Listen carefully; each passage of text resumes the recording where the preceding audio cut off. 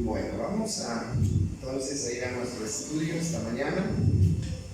Estamos aquí los fieles, ¿verdad? Los fieles, que van a ser pocos de todas maneras. Pero pues gracias a Dios, porque no tenemos que cerrar las puertas, ¿no? Porque sería triste que tuviéramos que decir, bueno, cerremos las puertas porque no hay nadie. Y lo importante es que los que estamos aquí podamos esta mañana aprender, ¿no? Sacar provecho de este tiempo que hemos sacado. Vamos a ir a Efesios capítulo 5, versículo 14. Efesios capítulo 5, versículo 14. Y vamos a leer estos versículos porque seguramente Dios tiene algo para enseñarnos esta mañana. Efesios capítulo 5, versículo 14.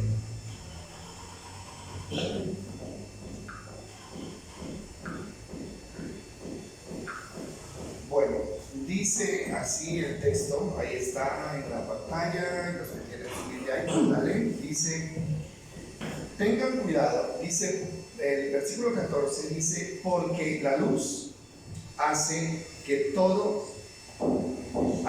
visible. Por eso se dice, despiértate tú que duermes, levántate de los muertos y Cristo te alumbrará. Así que tengan cuidado de cómo viven. No vivan como necios, sino como sabios. Saquen el mayor provecho de cada oportunidad en estos días malos. No actúen sin pensar, más bien procuren entender lo que el Señor quiere que hagan. No se emborrachen con vino, porque eso les arruinará la vida. En cambio, sean llenos del Espíritu Santo. Bueno, listo. Entonces, esta es una carta del apóstol Pablo a los Efesios. Recuerden ustedes que la necesidad por la que el apóstol Pablo escribe a Gálatas, a los Efesios, bueno, las cartas a Timoteo, Pedro, una de las necesidades por las que él escribe es porque la fe verdadera, la fe en Jesucristo, estaba corriendo peligro, ¿no?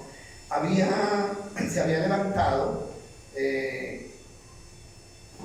intenciones de tergiversar la palabra, ¿no? Y el apóstol siempre les escribe para animarlos a permanecer en la fe de Cristo. Y en esta oportunidad es una advertencia, ¿no? Y la advertencia es: tengan cuidado de cómo viven. Tengan cuidado de cómo viven. Este es un llamado también a la prudencia. Es un llamado a examinar cada paso que damos en nuestro diario vivir. Bueno, la pregunta es, o la reflexión sería que no podemos seguir viviendo o no podemos vivir sin saber hacia dónde vamos, sin tener clara la consecuencia de nuestros actos. Lo que estoy haciendo, lo que estoy diciendo, lo que estoy pensando, es prácticamente lo que está trazando el rumbo de mi vida. Entonces, por eso dice, tengan cuidado de cómo viven. Mire, la vida no se puede vivirla de cualquier manera, ¿sí? O sea, el cuidado que tenemos que tener tiene que ver con cada cosa de lo que somos. Y no podemos permitir que la vida nos vaya llevando por donde ella quiera. No podemos seguir detrás de un sistema religioso, de un sistema social o de un sistema moral sin saber hacia dónde nos está llevando. Porque ¿qué es lo que controla la vida del ser humano en este momento? Los seres humanos somos controlados. De alguna manera estamos siendo controlados. Y la mayoría de las personas creen que lo que hacen es lo que ellos han decidido hacer, pero no es así. Hay fuerzas que están controlando la vida de los seres humanos. Mire, controlan lo que come el ser humano, lo controlan otros, no lo controlamos nosotros, ¿sí? La manera como nos vestimos Viene de afuera, no viene de nosotros. Muchas veces no viene de nosotros. Inclusive lo que pensamos, lo que hablamos, todo está controlado. Entonces, si nosotros no tenemos un criterio propio basado en la palabra de Dios, entonces vamos a vivir a expensas de lo que el sistema que nos gobierna, por donde el sistema nos quiera guiar. Ahora, y eso no lo puede hacer un verdadero cristiano. Al parecer, esta iglesia se estaba dejando influenciar por personas que estaban tomando la vida cristiana de manera muy liviana. Y aquí es donde nosotros tenemos que tener cuidado. Y decían que ciertas conductas, como las que él menciona en los versículos anteriores, eran normales. Y ahí es donde nosotros tenemos que enfocarnos. Vamos a mirar el versículo 3. Veamos el versículo 3, y ahí el apóstol Pablo menciona algunas conductas que estaban tratando de ser introducidas en la práctica de la vida de los creyentes de Éfeso. El versículo 3 dice que no haya ninguna inmoralidad sexual, impureza ni avaricia entre ustedes. Dice, tales pecados no tienen lugar en el pueblo de Dios. El versículo 4 dice, los cuentos obscenos, las conversaciones necias y los chistes groseros no son para ustedes. En cambio, que haya una actitud de agradecimiento a Dios.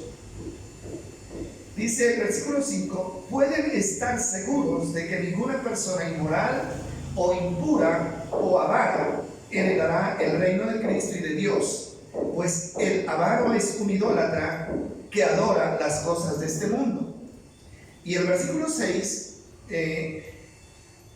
confirma lo que estamos diciendo. No se dejen engañar por los que tratan de justificar esos pecados, porque el enojo de Dios caerá sobre todos los que desobedecen. Ahora, ¿qué estaba pasando allí?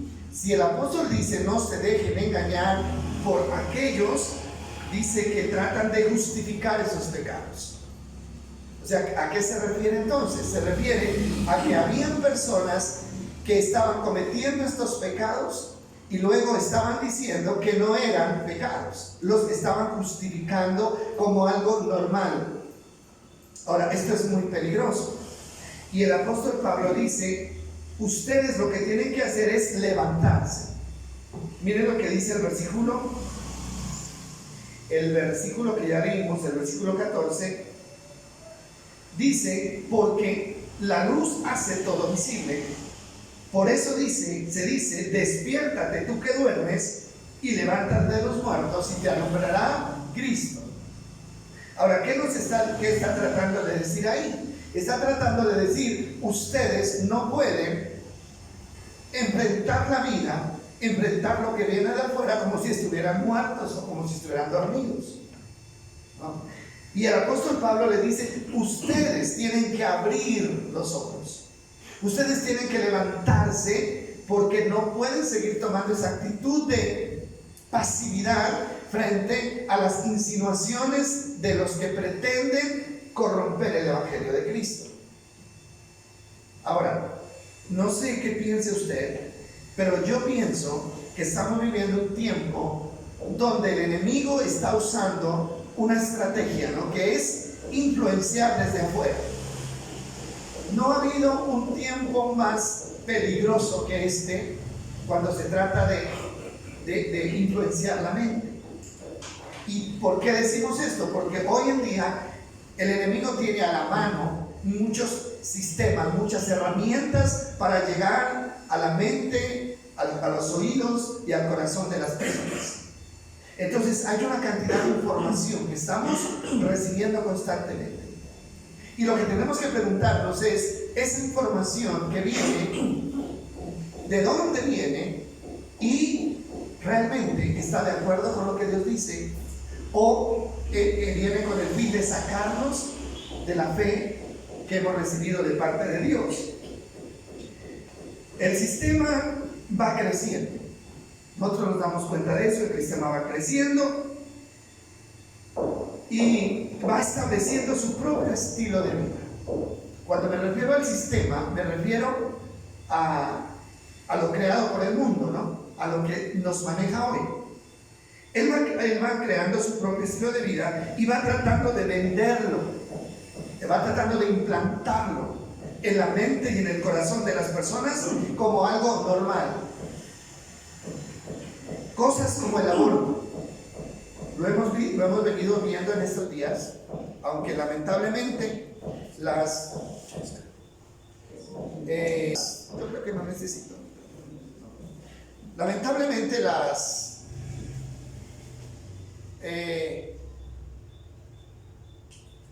a ver, ¿dónde quedamos? Vamos a ubicarnos. Bueno, es decir, hablamos del aborto, ¿no? O sea, eso es algo que está tratando de implantarse. Y se está tratando de que la gente asuma esa actitud como algo normal. ¿Cierto que es así? Como algo normal.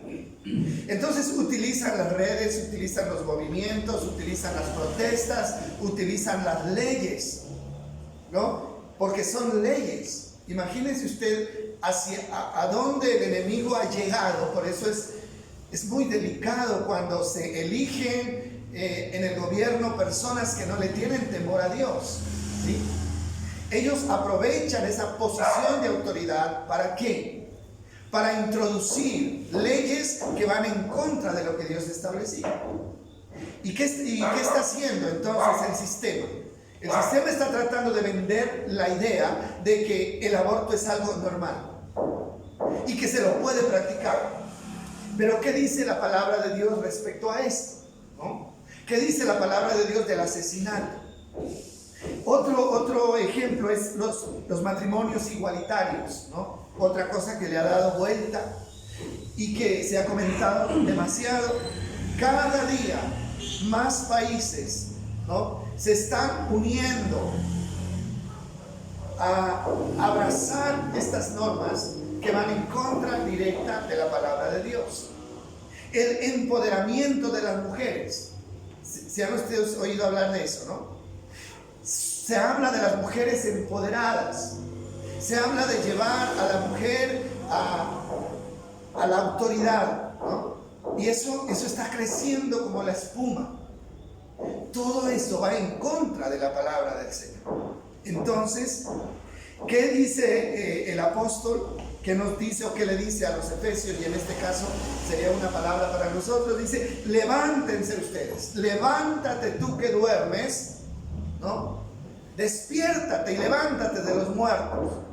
¿Despertarnos para qué? Para que la corriente de ese sistema no nos arrastre. Mire que una persona dormida, a una persona muerta se le puede hacer lo que quiera hacerle, ¿no es cierto? No hay problema, le pueden hacer lo que quieran hacerle.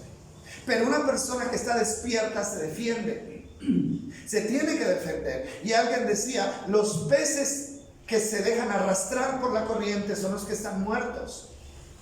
Los peces que están vivos luchan, ¿no es cierto? Inclusive luchan en contra de la corriente. Entonces el apóstol dice: ustedes no pueden tomar esa actitud de personas tan indiferentes a lo que está pasando. Y esto es un gran problema que hoy nosotros tenemos. Y vamos a mirar por qué. O sea, unas razones por las que el apóstol Pablo dice que debemos nosotros despertarnos. Y una de esas razones es: ¿por qué? Porque los días son malos. ¿En qué texto leímos esto? En el versículo 16, ¿no? Y quiero leer este texto en la versión lenguaje actual, el 16, y miren lo que dice la Biblia lenguaje actual. El 16 dice: aprovechen cada oportunidad que tengan de hacer el bien, porque estamos viviendo tiempos muy malos, ¿no? Saquen el mayor provecho de cada oportunidad en estos días malos. Ahora, ¿esto qué significa? Esto significa que estamos viviendo tiempos de peligro, tiempos peligrosos. Ahora, no sé por qué las personas no quieren entender esto. Ahora, aquí el peligro no se refiere al peligro en contra de la integridad física de nosotros como seres humanos. No se refiere al peligro de que lo atraquen, de que lo maten, de que lo roben, no. Aquí se está hablándole a los creyentes, y el peligro del que habla ahí es un peligro espiritual. El peligro de dejarnos arrastrar por lo malo, por el error. Y ese es un gran peligro. Ahora, nosotros sí nos cuidamos, y nos cuidamos mucho, de que no vayamos a ser dañados físicamente, ¿cierto? Bueno, sí, las casas tienen que estar seguras. Y tienen que tener buenas puertas, buenas ventanas. Usted se asegura de que su casa quede bien cerrada antes de irse a dormir. ¿Por qué? Porque le preocupa su integridad física. Y eso está bien. Pero ¿por qué tenemos que hacer eso? Porque estamos viviendo tiempos, ¿qué? Peligrosos. Yo no sé, pero si alguien recuerda, anteriormente no era así, ¿o sí? Anteriormente se podían dejar las puertas abiertas, ¿cierto que sí? El vecino cuidaba al vecino. Ahora no, el vecino le roba al vecino. Y esa es una gran realidad. ¿Pero por qué? Porque el tiempo, o sea, porque entre más avanza el tiempo, la maldad, que dice, crece. Ustedes recuerdan que Jesús lo profetizó, ¿no? Dijo, y en los últimos tiempos la maldad se multiplicará. Y por haberse multiplicado la maldad, el amor de muchos se enfriará. Pedro lo dijo en el primer siglo, Pablo, lo dijo en el primer siglo. Jesús, o sea, lo dijo antes, pero era una profecía para este tiempo. ¿Cuántos años han pasado desde que se dio esta profecía? 2000 años, más de 2000 años. Entonces, imagínese usted cómo habrá crecido la maldad de ese tiempo hasta este tiempo. Y nosotros tenemos que tener cuidado por eso. Yo pienso, mis amados, que el cuidado que debemos tener nosotros, sin exagerar, es el cuidado que debe tener una persona que se mueve en un campo minado. Ustedes saben de los campos minados. Bueno, aquí sabemos de eso, ¿verdad? Minas, explosivos que se siembran y se ocultan, y que es posible que una persona que vaya caminando los pise y vuele en pedazos. O sea, ¿cómo vivirán las personas donde se sabe que hay campos minados a su alrededor? ¿Cómo podrán vivir? Pues tienen que vivir con un extremo, ¿qué? Cuidado. ¿Por qué? Porque a cada paso existe el riesgo de perder la vida. Y nosotros como creyentes, o sea, estamos llamados a eso. El apóstol Pablo dice, ustedes están viviendo tiempos peligrosos. ¿Peligrosos para qué? Para su vida espiritual. Por lo tanto, tienen que tener cuidado de cómo viven. Ese es el cuidado, cómo viven, cómo se están conduciendo. Miren, donde nos movamos hay peligro. Yo no sé si usted es consciente de eso, pero donde nos movamos hay peligro, ¿no? Hay trampas y hay riesgo de caer en la calle. ¿Hay peligro de caer espiritualmente en la calle? Claro que hay peligro, ¿sí?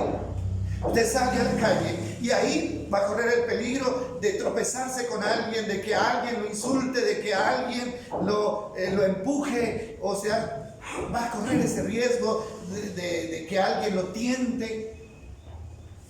Y si usted no tiene los pies bien puestos, entonces va a terminar cayendo en la trampa y cometiendo el pecado. Y nosotros tenemos que ser conscientes de eso. Mire, hay peligro, ¿dónde? En el trabajo. En el trabajo hay peligro de ser deshonestos. ¿Qué dicen ustedes? Claro que hay peligro. Hay trampas en el trabajo que nos incitan a ser deshonrados o a no ser honrados. Claro que hay, ¿sí? Entonces eso representa una trampa. Cuando estamos trabajando, cuando somos empleados, cuando somos patrones, en todos lados hay trampas. Hay trampas en la casa, ¿o no? Y yo pienso que en la casa es donde más hay riesgo de cometer errores. ¿Por qué? Porque está la gente con la que convivimos. Y hay peligro de caer en la iglesia. Bueno, en todos lados hay peligro. Donde exista vida, donde hayan personas, ahí va a haber un riesgo. Por eso el apóstol Pablo dice, debemos tener mucho cuidado. ¿Sabe? El cuidado tiene que ser en todo el sentido. Usted tiene que tener cuidado de cómo habla, ¿sí? Porque en la manera de hablar, con la manera de hablar podemos ofender. Con la manera de hablar podemos dañar, podemos calumniar, podemos condenar, podemos mentir. Y ahí es donde nosotros tenemos que tener cuidado. Voy a hablar, voy a participar. Miren, aquí está, habla de algo que me llama la atención y es, a ver, volviendo al texto de Efesios 5, dice, dice el versículo 14, y habla de las groserías, ¿no? ¿En qué parte es? 4. En el versículo 4. Sí. Miren lo que dice. Hablando, o sea, de la habilidad de conversar, de hablar. Dice, los cuentos obscenos. ¿Qué es un cuento obsceno? Son los chistes groseros. Miren lo que dice. Los cuentos obscenos, las conversaciones que dicen necias. ¿Qué más? Bueno, ahí habla de los chistes groseros también. No son, dice, para ustedes. ¿Qué está diciendo acá? En eso no debemos participar. ¿Quiénes? Nosotros. Qué difícil es no caer en eso cuando las redes sociales están llenas de ¿qué? De esas cosas, ¿verdad? ¿Sí? Y uno ve a la gente muriéndose de risa solos. Van por la calle con el celular en la mano y muertos de risa. ¿Qué están viendo? ¿Qué les está causando la risa? Chistes, ¿no? Chistes, que generalmente son chistes de doble sentido. Ahora, eso está puesto allí, ¿por qué? Por el enemigo. Por eso tenemos que tener cuidado con estas cosas. Mucho cuidado con estas cosas. Entonces, está hablando, dice, en cambio, que haya una actitud de ¿qué? De agradecimiento a Dios. Se tiene que cambiar esa actitud de participar en las cosas indebidas por una actitud de agradecimiento constante a Dios. Y es lo que nosotros tenemos que hacer. Bueno, donde quiera que nos movamos, entonces decimos que hay peligro, ¿sí? Y si escapamos de un lado, vamos al otro, no hay donde. Si usted se va a la montaña, ¿no? Solo, supuestamente por no pecar, pero ahí está su mente, ¿no? Están sus pensamientos, están sus deseos, y sin importar que usted esté solo, usted puede cometer actos desagradables delante de Dios. Entonces, bueno, avancemos un poquito más. La maldad siempre se disfraza. La maldad se disfraza. O sea, la maldad no viene con el título soy maldad, ¿no? Y los que hagan esto se van a condenar. No, la maldad siempre vendrá disfrazada para poder seducir a las personas que no tienen sabiduría.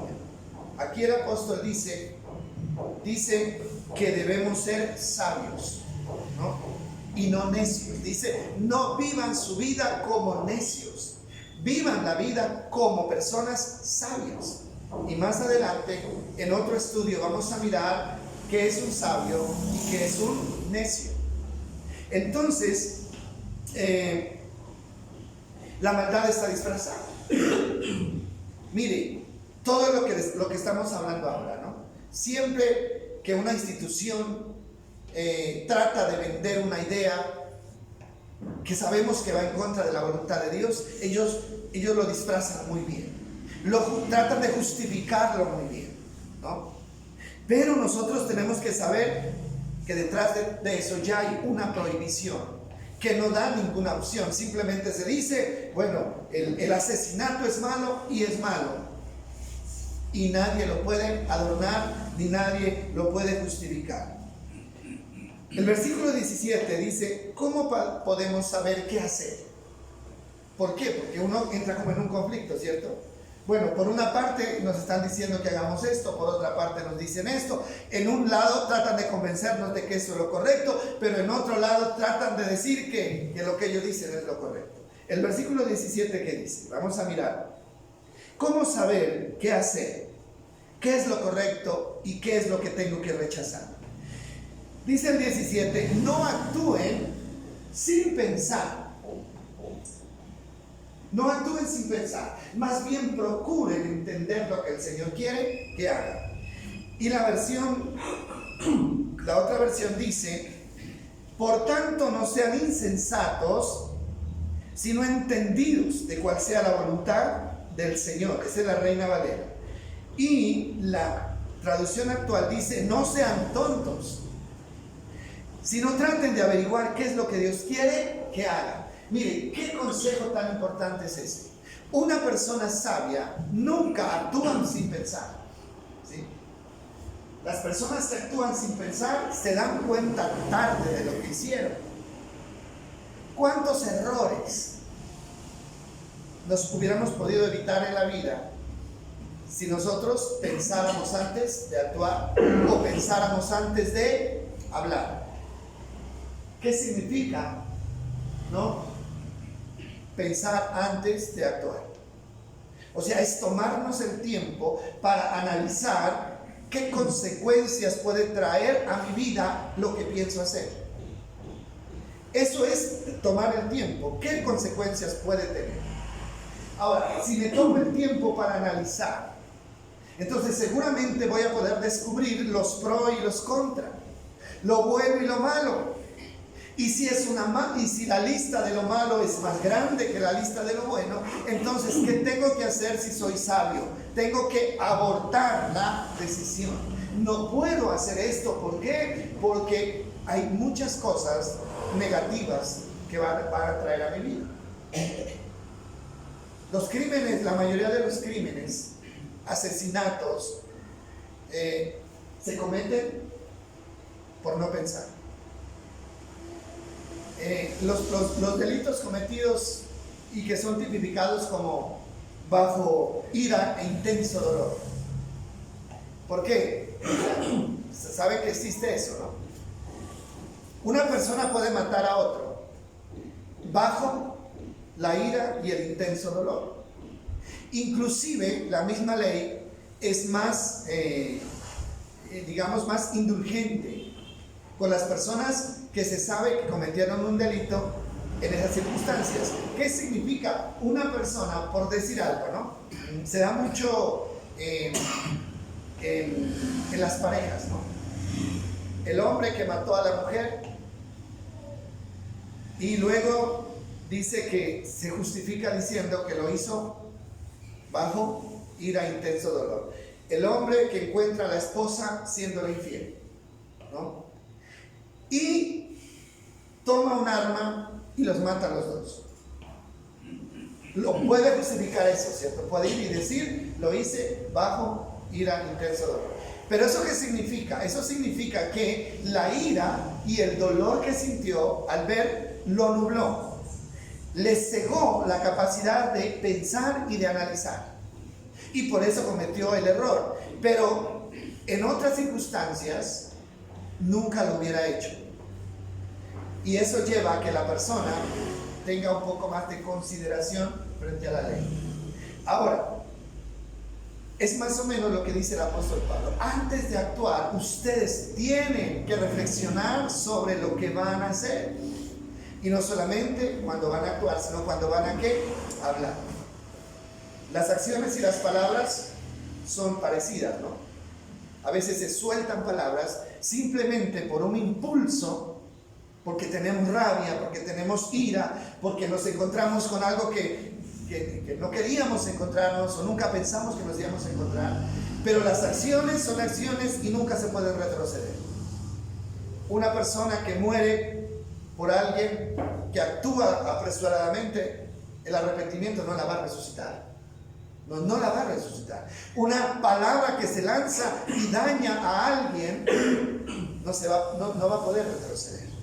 Entonces el apóstol tiene razón cuando dice, no actúen sin pensar. Ahora, nosotros tenemos una ventaja, pónganle cuidado a esto. Usted tiene un punto de referencia para saber qué hacer. Y eso es la diferencia entre los que no conocen la palabra de Dios. Bueno, digamos que estoy frente a una situación difícil, que no sé qué hacer, ¿no?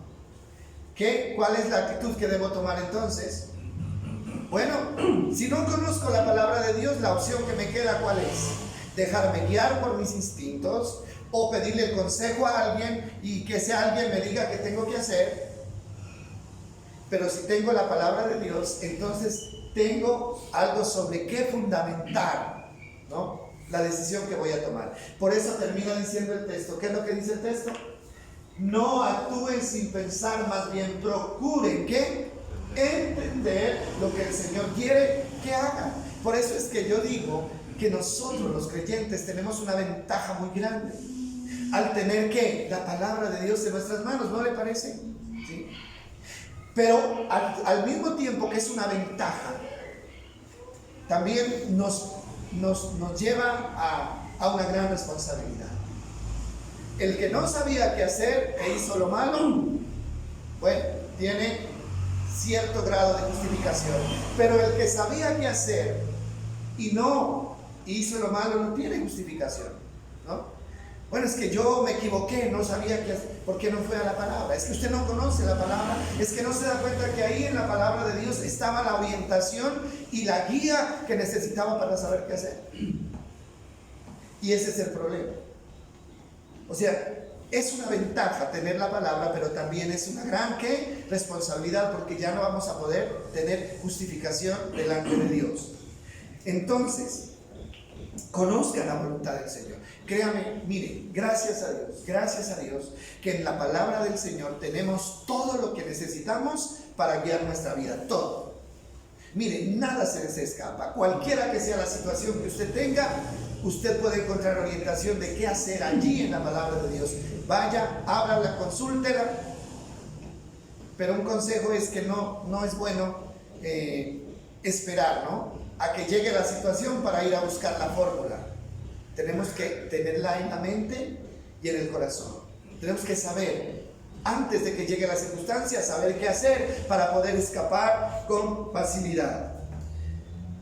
La voluntad de Dios está revelada ¿dónde? En su palabra. Eso lo sabemos. ¿Qué hago yo con el que me está ofendiendo? ¿Qué hago yo con el que me está robando? ¿Qué hago yo con el que me está insultando? ¿Qué hago yo con... ¿qué tengo que hacer con la familia, con los hijos, con la esposa, con el esposo? ¿Qué tengo que hacer con el vecino? Ahí está la palabra de Dios.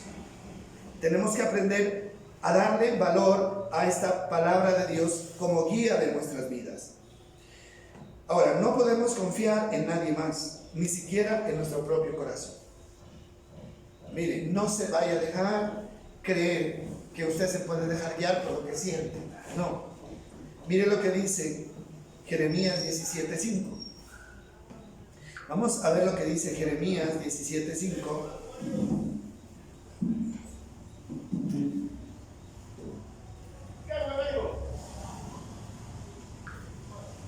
Es conocido el texto.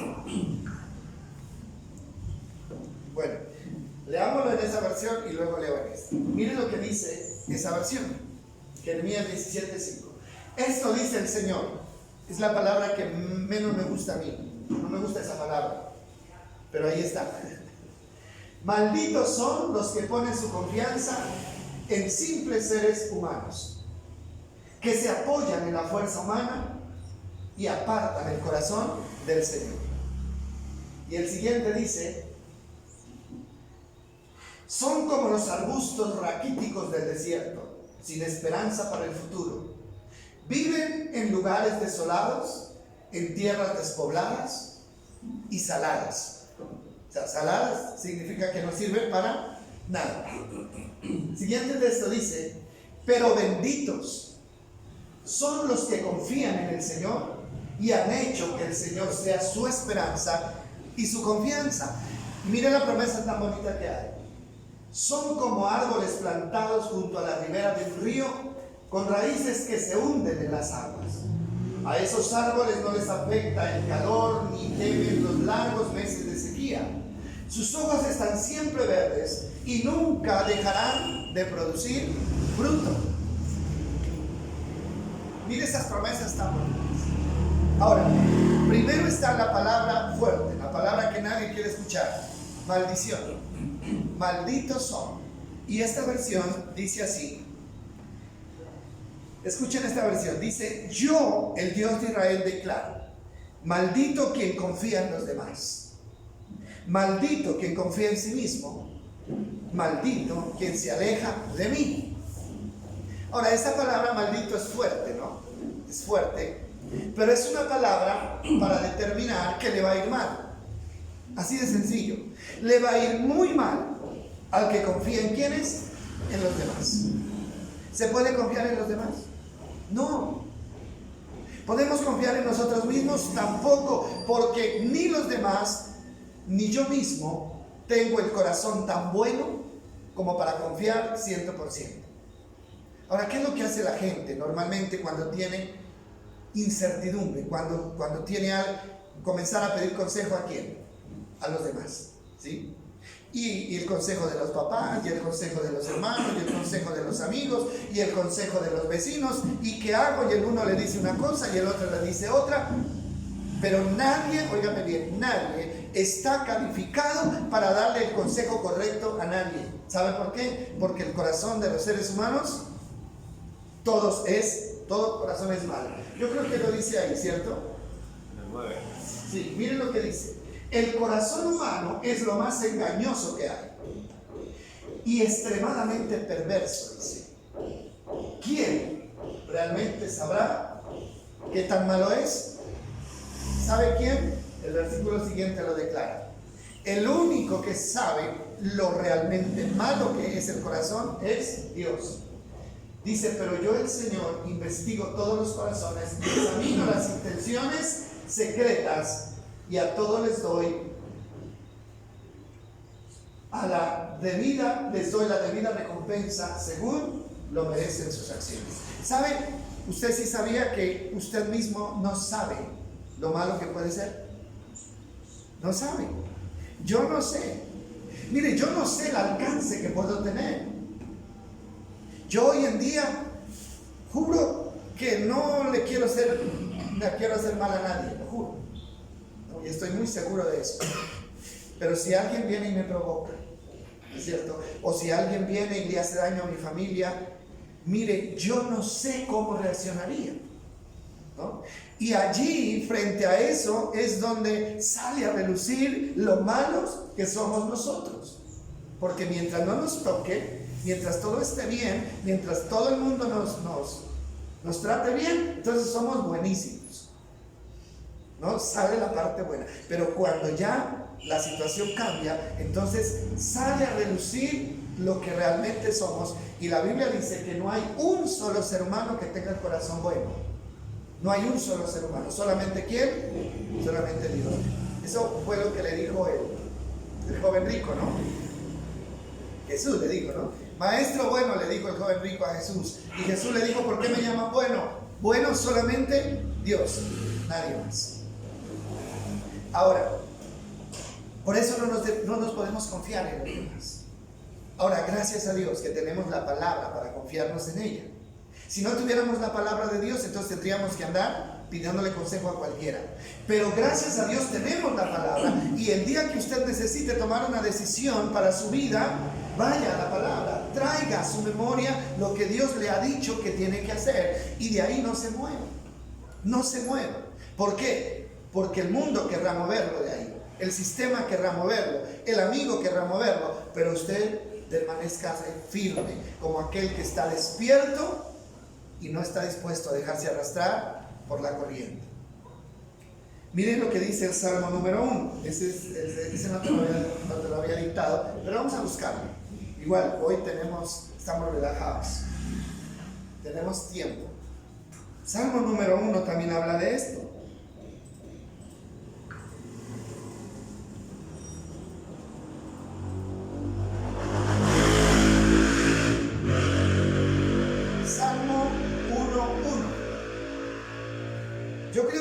estas citas son las mismas, solamente que primero la toma Jeremías, luego la toma el salmista y luego la retoma el apóstol Pablo. Dice así: qué alegría para los que no siguen el consejo de quienes, de los malos, ni andan con pecadores, ni se juntan con burlones. Lo que está diciendo acá, ¿no? Nada de chistes groseros, nada de conversaciones obscenas, nada de eso.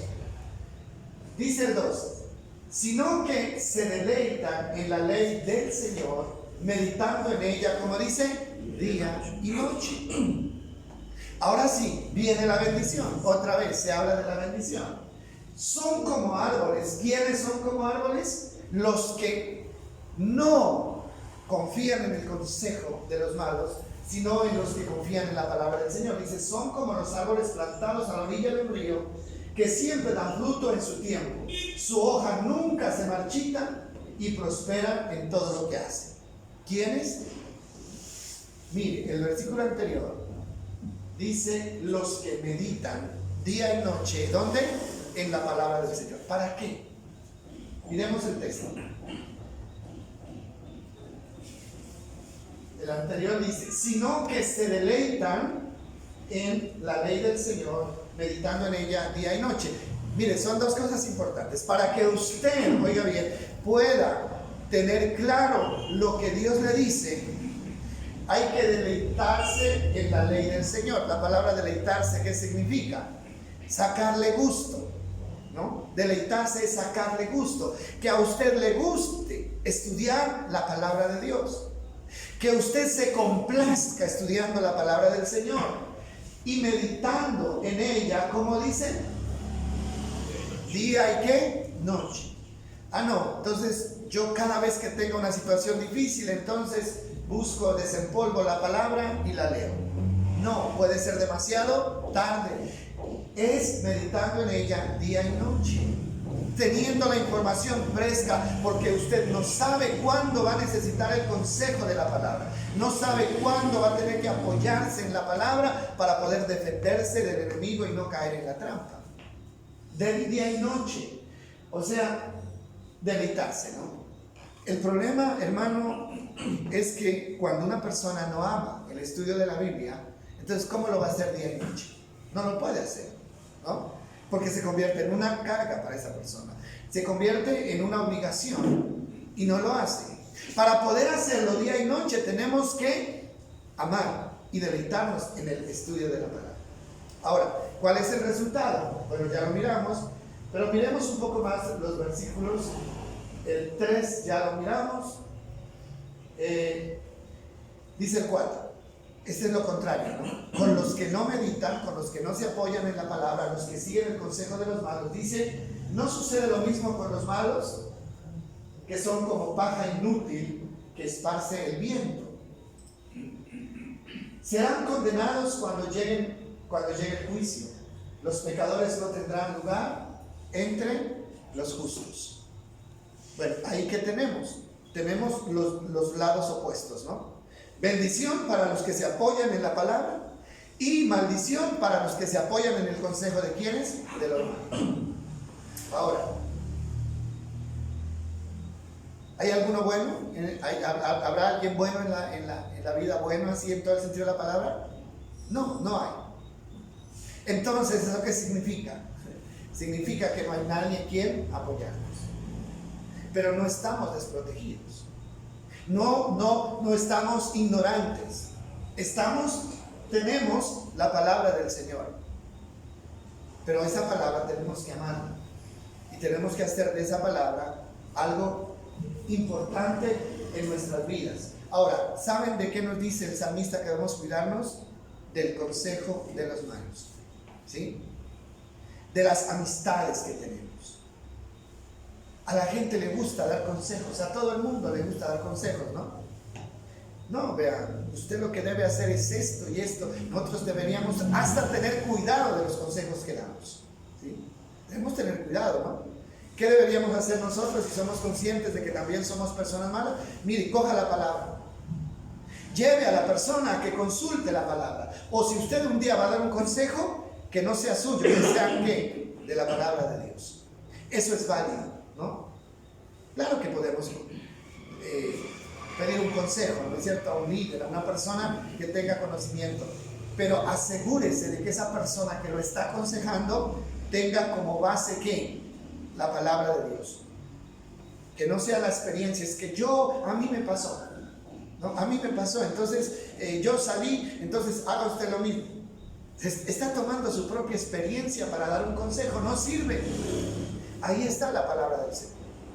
Y cuando vayamos a dar el consejo, si es que lo vamos a dar, entonces tenemos que hacer lo mismo, ¿no? Cuídese de tratar de guiar a la persona siempre a lo que Dios dice en su palabra. ¿Por qué? Porque esa es la manera segura. Nadie que ha seguido el consejo de la palabra de Dios puede arrepentirse después. Nadie. Todos los que se aferran a la palabra y siguen el consejo de la palabra tendrán bendición, porque eso es lo que ella dice ahí. Tendrán bendición. Pero los que se apoyan en su propio corazón. Ahora, ni en los demás ni en nosotros mismos. ¿Sabe por qué? Porque el corazón del hombre es malo.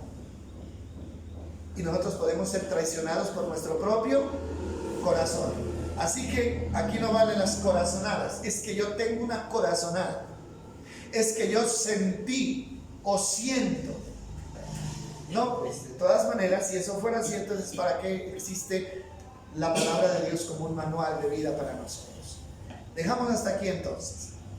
Esto continúa porque yo quiero que en otro estudio nosotros aprendamos a definir lo que es sabio y lo que es necio, y aplicar, ¿no?, la necedad, descubrir cómo la necedad puede dañar la vida y cómo la sabiduría puede edificar. ¿Por qué? Porque, por ejemplo, la sabiduría la necesitamos en todos los aspectos de la vida, ¿no?